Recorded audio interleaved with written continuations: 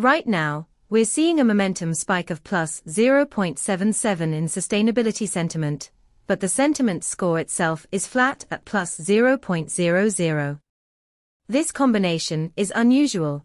It suggests a growing interest or urgency in the sustainability topic without a corresponding positive sentiment. You might want to dig into those 19 semantic clusters to uncover what's driving this momentum. Perhaps it's emerging regulations or public events shaping opinions.